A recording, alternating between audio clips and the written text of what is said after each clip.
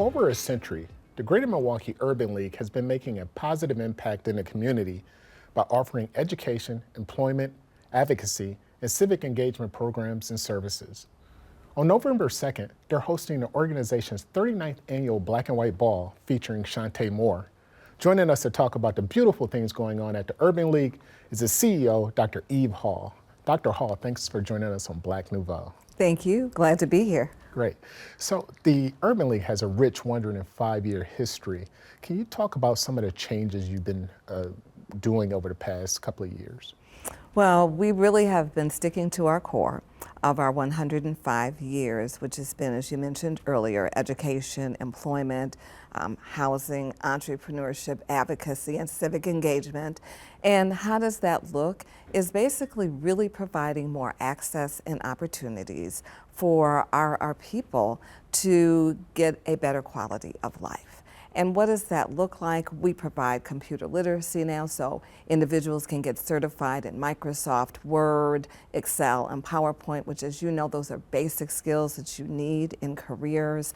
We provide laptops and scholarship awards. We now provide driver's permit classes for adults and youth, which, as you know, transportation is critical to having options when you're looking for jobs and moving around in the city.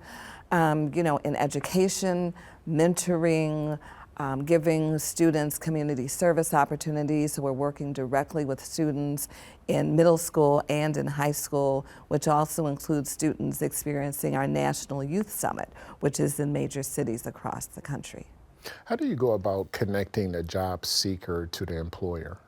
So we have employment coaches who actually sit down with individuals who are looking for different opportunities, assess really their skills and their talents and their interests, and then we have employers that we work with. So it's really a match game that we play for those individuals that are coming to seek jobs. Very basic, and so that's why our partnerships with different employers is so important. We often hear about Milwaukee being one of the worst places to raise a black child and a lot of negative statistics. How does the Urban League address those issues through its work? Well, we're always focused on the gap. So just really going back to a couple of things that I named, driver's permit. We know that we have a lot of individuals who do not have permits or driver's licenses. And because driver's education is now limited, so many individuals who are looking for driver's permit classes, the cost, if you're not in the public school system or you're not doing it through our organization as an example, private lessons can be $500. That is so costly. And so that can be a barrier for many of our students.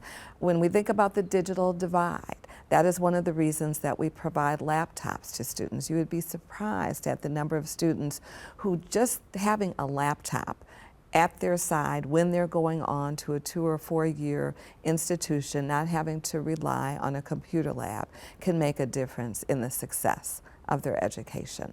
So, those are a couple of ways that we're trying to address those barriers.